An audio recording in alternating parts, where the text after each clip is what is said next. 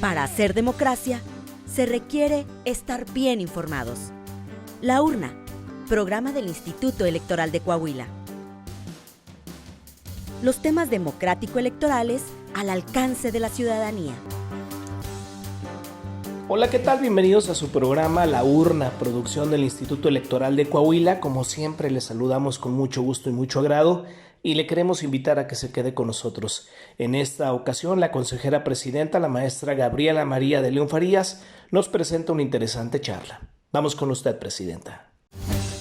Protagonistas de la vida democrática de Coahuila y de México en comunicación directa con usted. La entrevista. Buenas tardes, bienvenidos a La Urna, el programa de radio y televisión del Instituto Electoral de Coahuila. Nos da muchísimo gusto saludarles. Y el día de hoy, quisiéramos tocar un tema importante para la democracia mexicana, que son los partidos políticos. Y para eso, le damos la bienvenida al doctor Ciro Murayama Rendón. Él es doctor en Ciencias Económicas y Empresariales por la Universidad Autónoma de Madrid. Además, es licenciado en Economía por la Universidad Nacional Autónoma de México. Es titular nivel A de tiempo completo, pero ahora con licencia de la Facultad de Economía del UNAM, miembro del Sistema Nacional de Investigadores, también miembro de la Academia Mexicana de Economía Política. Y actualmente es consejero electoral del Instituto Nacional Electoral. Consejero, muchísimas gracias por permitirnos platicar el día de hoy con usted en La Urna. Al contrario, gracias a ustedes por la invitación, el gusto es mío. Gracias. Pues es un tema básico en nuestra democracia, los partidos políticos. ¿Qué son los partidos políticos, consejero? Bueno, creo que los partidos políticos suelen tener cierta mala fama y cuando el ciudadano escucha partidos, piensa en una connotación negativa. Sin embargo, pues hay que decir que los partidos son esas organizaciones totalmente necesarias para que funcione un país con derecho y con libertades. ¿Por qué? Porque los países que tienen Estado de Derecho y libertades o que están en la búsqueda de tener un gobierno de leyes y no de abusos, no de arbitrariedades, necesitan parlamentos, espacios de representación donde se construyan esas leyes. Imagínense que no tuviéramos ni leyes de tránsito, pues cómo nos manejaríamos, cada quien iría por cualquier avenida con su coche en la dirección que quisiera, no habría semáforos, no habría ningún orden posible y a diferencia del autoritarismo donde el poderoso manda y los demás obedecen, pues aquí hay que construir las reglas entre todos. Y para eso hay que delegar en representantes pues la voz, porque no podemos estar todos metidos todo el día en asambleas. Si lo podemos ver hasta en una reunión de vecinos, lo complicado que es ponerse de acuerdo para lo más elemental, imagínense para administrar una ciudad, un estado o un país. Entonces, de manera natural, las democracias hicieron nacer a los partidos porque son formas de organización de gente que tiene perspectivas, pensamientos similares sobre distintos temas. Hay a quien les preocupa más la igualdad, hay quien les preocupa más la libertad, hay quien pone énfasis, por ejemplo, en los derechos de la mujer, los derechos medioambientales, y alrededor de esos temas se organizan los partidos políticos. Así que pensar en una democracia sin es más bien pensar que no haya democracia, que haya alguien, la ley del más fuerte, quien imponga sus normas.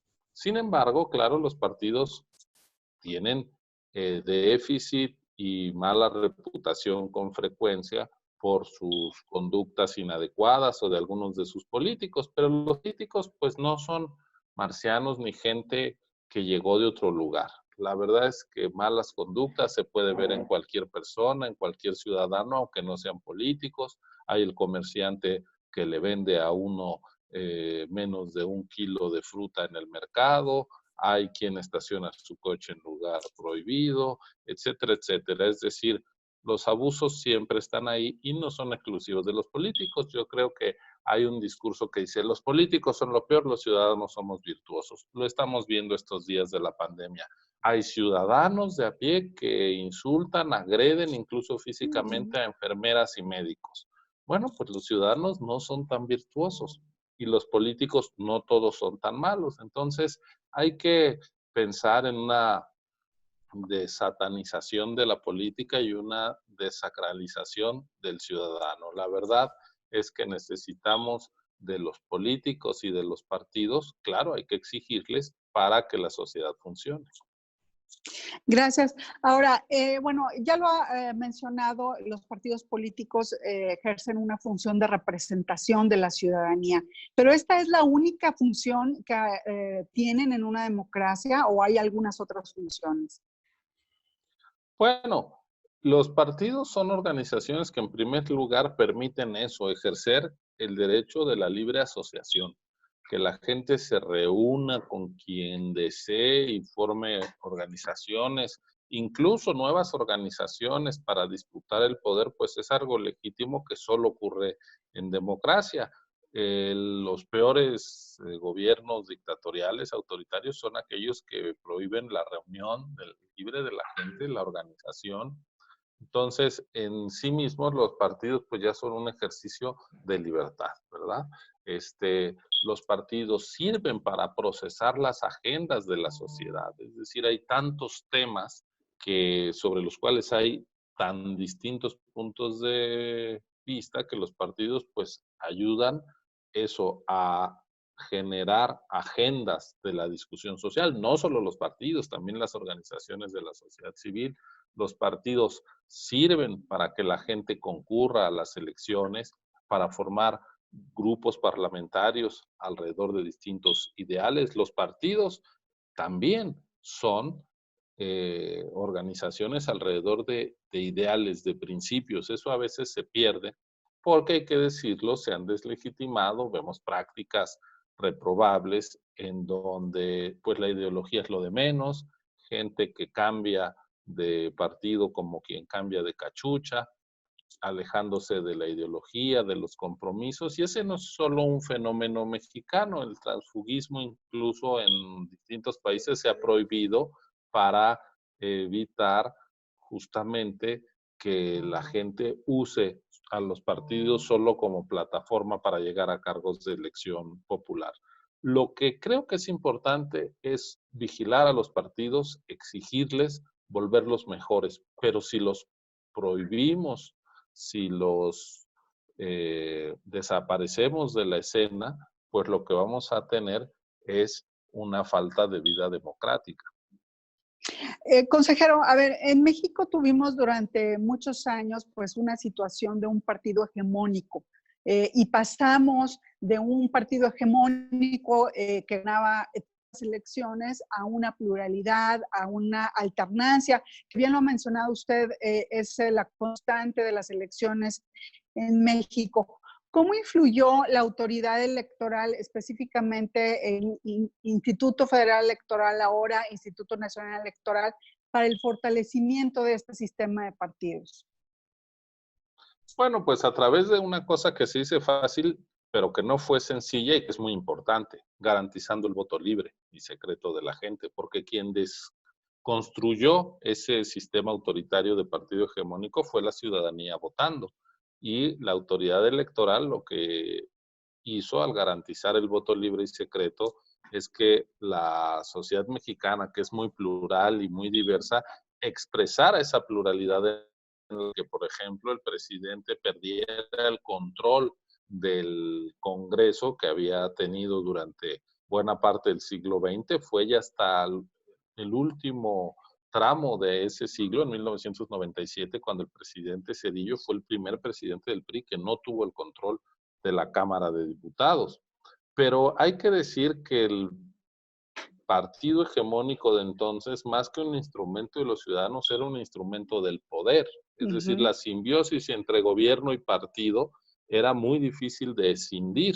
De hecho, pues era como una secretaría más de Estado, pero volcada a la política. El aparato del partido hegemónico usaba recursos públicos, a diferencia de que, como es hoy, que los recursos públicos llegan para los partidos con toda transparencia y porque hay fondos para ello, entonces se disponía de recursos de gobiernos municipales, estatales, del gobierno federal, para la maquinaria y la sobrevivencia de ese partido. A diferencia de lo que ocurre hoy, donde, como usted bien dice, tenemos un sistema plural de partidos y el financiamiento público pues surge ya de una fórmula que está en la Constitución y que se estableció también en el último tramo del siglo XX, en 1996. Y entonces, ¿qué es lo que tenemos? Que hoy las organizaciones de los ciudadanos llegan al poder. No el poder se acerca a los ciudadanos a través de un partido de Estado. Y ese cambio, o de un partido hegemónico, ese cambio es bien importante. Hemos visto en los últimos años, simplemente en lo que va del siglo, 3 alternancias en la presidencia de la República, y eso se expresa porque pues, los ciudadanos votan por distintas opciones. Incluso hoy tenemos en la presidencia un partido que estaba naciendo hace apenas 6 años, es decir, el sistema de partidos no es un club cerrado donde los que ya entraron echan la puerta y controlan el derecho de admisión, sino que ciudadanos inconformes con los partidos existentes pueden formar nuevas organizaciones y pueden aspirar a desplazarlos y a volverse gobierno, como ocurrió con las elecciones de 2018. Entonces nosotros tenemos un sistema de partidos que tiene una especie de puerta giratoria. Se puede entrar si se realizan asambleas, si se tiene un número mínimo de afiliados, pero si la gente no le da a algún partido el 3% de la votación, salen del ADN electoral. En lo que va del siglo han debutado en las urnas como partidos políticos nacionales 13 partidos y 11 de ellos han salido porque la gente no les da suficiente apoyo. No les de vota. hecho, así es, solo de todos esos nuevos partidos, solo existen hoy Movimiento Ciudadano, que empezó llamándose Convergencia por la Democracia, y Morena, que incluso gobierna cuando todavía en el 2012 no fue a las urnas. Ha tocado usted un tema muy importante, que es el tema del financiamiento. Mucha gente se estará preguntando por qué en nuestro sistema mexicano, en nuestro sistema democrático, se les da financiamiento público a los partidos políticos con registro. No sé si le parezca que podamos contestar esta pregunta después de una pequeña pausa. ¿Por qué reciben financiamiento público los partidos políticos? No se vayan, estamos en La Urna, el programa de radio. Regresamos en unos minutos. Actualmente, ante el Instituto Electoral de Coahuila, se encuentran acreditados 11 partidos políticos, 7 con registro nacional y 4 con registro local. Los partidos que cuentan con registro nacional son Partido Acción Nacional, Partido Revolucionario Institucional, Partido de la Revolución Democrática, Partido del Trabajo, Partido Verde Ecologista de México, Movimiento Ciudadano y Morena. Y los partidos acreditados con registro local son Unidad Democrática de Coahuila, Unidos, Partido de la Revolución Coahuilense y Emiliano Zapata, La Tierra y su Producto, AC. Instituto Electoral de Coahuila.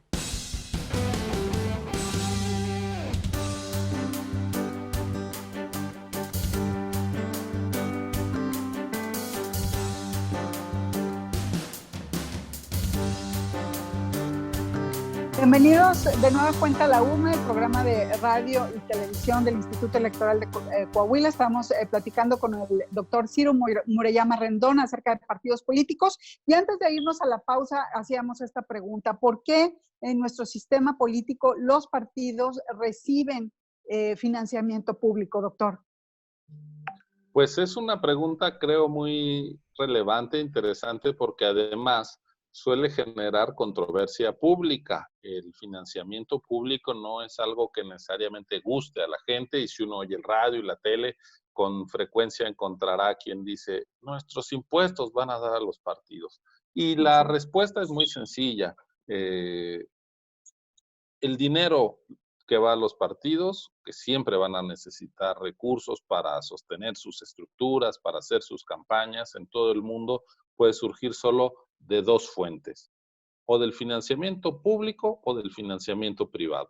El financiamiento privado en una sociedad tan desigual como la de México implicaría que los grupos de poder económico podrían incidir en las agendas de los partidos y de hecho los partidos dependerían del dinero de los grupos de interés económico, los cuales podrían influir, como ha ocurrido en Estados Unidos. En Estados Unidos no hay financiamiento público como lo existe en México a los partidos, pero lo que tenemos son los grandes grupos de interés económico financiando campañas y ellos logran imponer la agenda privada, sus intereses económicos, sobre las agendas públicas. Pongo un ejemplo de lo que eso puede entrañar como riesgo. La Asociación Nacional del Rifle está detrás de donaciones multimillonarias a distintos candidatos en Estados Unidos. Por eso es que los legisladores no se atreven a legislar contra el uso de armas que produce tantas matanzas de civiles en nuestro país vecino del norte a cada rato. Otro ejemplo, las corporaciones farmacéuticas, empresas de seguros que se oponen a que exista un sistema de salud público que les pueda implicar pérdidas en su negocio, pues han ido frenando la extensión de un sistema público de salud en Estados Unidos y ahora estamos viendo las consecuencias como el número de muertos y la atención en Estados Unidos por el COVID-19 es menos eficiente que en países que sí tienen sistemas universales de salud. Bueno, pues ahí tenemos ejemplos de cómo el dinero privado puede capturar la agenda pública. Por eso en México se decidió desde fines de los años 90, cuando nos fuimos democratizando, que hubiera una base de financiamiento público porque la política y las decisiones de la política deben estar enfocadas a proteger, a ver por el interés público, de tal manera que más vale que haya recursos que sabemos de dónde vienen, que se repartan con criterios de equidad y que sean totalmente transparentes. Los recursos de financiamiento público son agua limpia a los partidos. Sabemos de dónde vienen, se reparten de manera equitativa, se fiscalizan con toda transparencia y si cerramos esa puerta, pues los actores políticos necesariamente irán a buscar dinero donde lo encuentren. Y donde lo encuentren, quiere decir eso.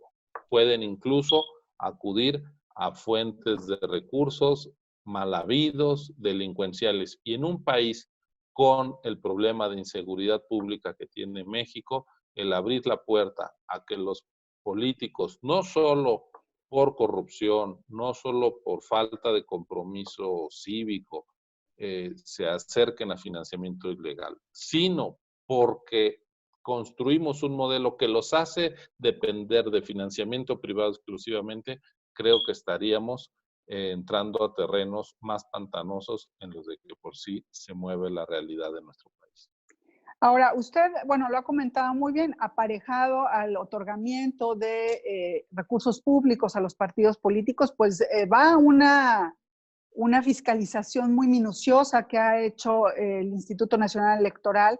Es decir, se le da seguimiento al recurso y se sanciona en aquellos casos en donde no se ajusta la aplicación del recurso a las normas que se han establecido. Así es. En México los partidos tienen unas obligaciones de rendición de cuentas que prácticamente no se tienen en otros países, eso hay que decirlo. Nosotros cada que termina una campaña presentamos los dictámenes de la fiscalización que se hizo a todos los ingresos y gastos de cada candidato. Los espectaculares que pusieron, los mítines que realizaron, la propaganda que contrataron en redes sociales, las bardas que pintaron en las ciudades y carreteras, todo eso es fiscalizado. Si ustedes buscan esa información para Estados Unidos, para Francia, para otros países, es inexistente. Y yo creo que en México esto ha permitido que lleguemos a unas elecciones donde es el sufragio libre de la gente quien decide quién gana cada elección y no el dinero. Incluso vemos que candidatos que no son los que más gastan, pueden ganar una elección. Es decir, la ciudadanía sabe distinguir entre gasto y pertinencia de una candidatura, no necesariamente el que más gasta es el que más apoyo ciudadano recibe, y esa es una buena señal. En México es el voto libre lo que está decidiendo quién gana cada elección, no el dinero. Y eso, pues, no es una mala noticia en el actual contexto.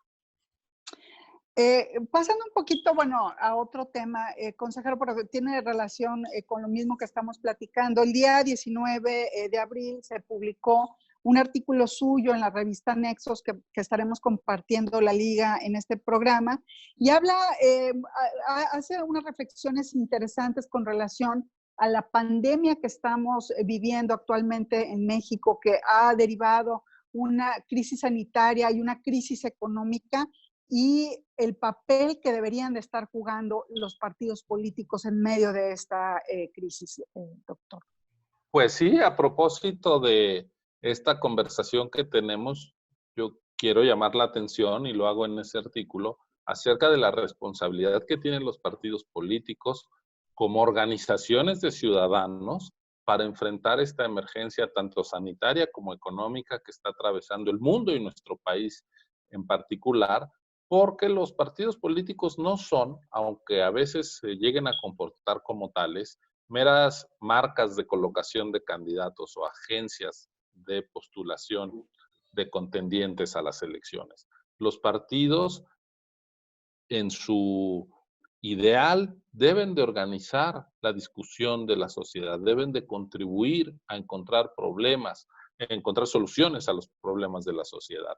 Y pues yo, por ejemplo, digo que los partidos deberían estar sentados ahora mismo a nivel local, a nivel nacional, discutiendo cómo coordinan a sus representantes, a las autoridades electas que ellos postularon para enfrentar la pandemia. Los partidos, si bien solo uno gobierna el país, distintos partidos gobiernan las diferentes entidades, y ya no digamos los municipios, donde hay una mayor pluralidad. Lo mismo ocurre con los congresos, el Congreso de la Unión y los congresos locales, es decir, cómo se están articulando nuestros representantes y nuestros gobernantes para dar medidas adecuadas a la situación que estamos enfrentando. Dos instituciones imprescindibles de la democracia son los partidos y los congresos, el Parlamento. El Parlamento es donde se debería de estar dando la discusión más relevante acerca de cómo enfrentar la pandemia. Ahora mismo está sesionando el Parlamento Europeo y distintos parlamentos en la Unión Europea a través incluso no de sesiones presenciales, pero si nosotros estamos haciendo esta conversación con un par de teléfonos entre Coahuila y la Ciudad de México, pues un congreso debería de estar en posibilidad de estar sesionando y dando una discusión transparente. Hay muchas medidas que deben de tomarse en el ámbito legislativo, como modificar o posponer algunas obligaciones para que los empresarios, los trabajadores no pierdan su empleo, su materia de trabajo, para ampliar los recursos que deben canalizarse al sector salud, etcétera, etcétera. México está viviendo una emergencia sanitaria, sí, pero no estamos viviendo una ruptura del orden constitucional, es decir, no estamos en guerra, no hubo un golpe de Estado, venturosamente, estamos muy lejos de una situación tan dramática en términos políticos, y entonces debemos usar los instrumentos de la democracia para que la respuesta a la crisis sea una respuesta democrática. En el autoritarismo basta con que alguien mande y los demás obedezcan. En la democracia hay que deliberar, hay que razonar, hay que generar una discusión abierta, con datos verificables, para tomar las mejores decisiones. Yo creo que los partidos están un poco ocultos, un poco perdidos en estos días. Por ejemplo, nosotros en el INE tuvimos contacto con los partidos a propósito de la necesidad de posponer la jornada electoral en Coahuila y en Hidalgo, que son las dos entidades que tienen elecciones este año. Pero eso no quiere decir que los partidos tengan que guardarse en un baúl.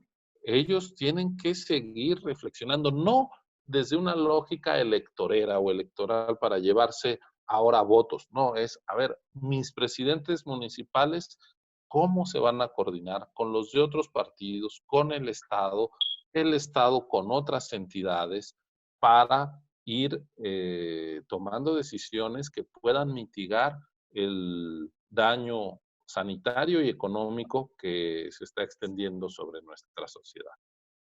Gracias, doctor. A ver, usted hace una reflexión, dice, no podemos enfrentar una crisis de salud y económica bajo un formato de usos y costumbres predemocráticas. ¿A qué se refiere con esto? Pues que si no tuviéramos democracia, bastaría con que el poderoso mandara y todos los demás obedecieran.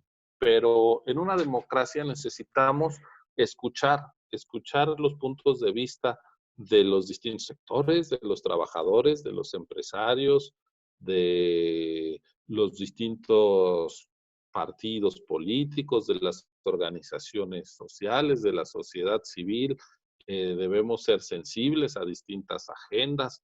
Por ejemplo, se tomó la determinación de lastimar los programas de apoyo a las mujeres. Hoy con el confinamiento el riesgo para quien padece violencia doméstica es mayor.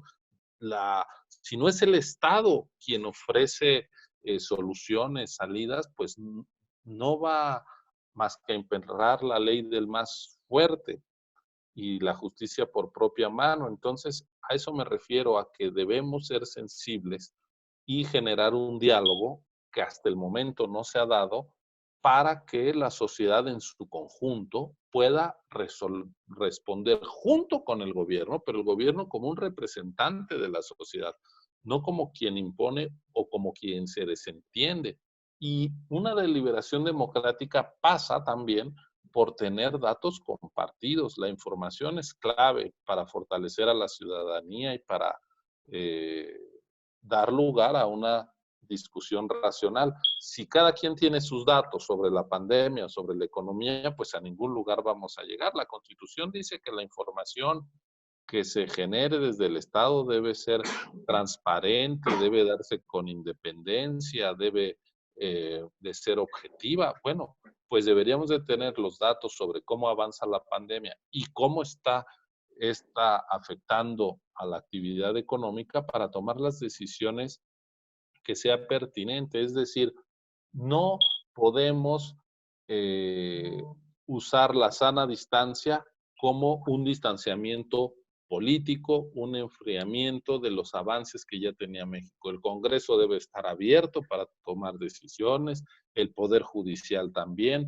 No estamos fuera del orden constitucional democrático y sin embargo hay ciertas actitudes de distintos actores, las negativas al diálogo, el desdén de las propuestas que hacen empresarios, académicos, intelectuales, organizaciones para enfrentar la pandemia, pues esas son conductas poco democráticas. Lo mismo el no estar activamente buscando soluciones por quienes tienen responsabilidad. Los partidos políticos reciben financiamiento público, pues debería ese financiamiento y toda la base de apoyo que les ha dado la Constitución para que estén contribuyendo a ver por el bien de la sociedad, pues deberían de estar activamente volcados a ello. Insisto, sin que eso se traduzca en un intento de rédito, de buscar rédito político inmediato, lo que los partidos en su conjunto deberían estar haciendo es contribuir a una deliberación más tolerante, más informada, que nos permita tomar decisiones también más pertinentes, democráticas, más incluyentes frente a esta situación excepcional que se vive.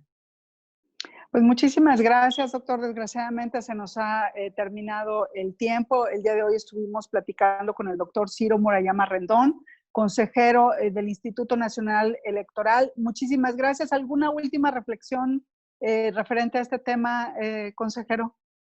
Pues además de agradecerles mucho, Presidenta, a usted y a todo el Instituto Electoral del Estado de Coahuila, y sabiendo que pronto, en cuanto la pandemia lo permita, regresarán a sus actividades y sacarán adelante junto con el INE, en lo que a cada autoridad nos toca el proceso electoral local para renovar el Congreso de Coahuila, pues subrayar que la democracia es el mejor sistema político para enfrentar los problemas de la sociedad. También debe serlo en tiempos difíciles. no debemos de renunciar a las libertades, al diálogo, a los contrapesos de poder, al poder limitado, porque eso es democracia, para enfrentar esta situación tan excepcional en la que nos encontramos. Muchas gracias de nuevo. No, al contrario, muchísimas gracias. Y bueno, a quienes nos escucharon y nos vieron, también les agradecemos su atención. Y nos vemos la semana que entra en una emisión más de La Urna, el programa de radio y televisión del Instituto Electoral de Coahuila. Hasta pronto.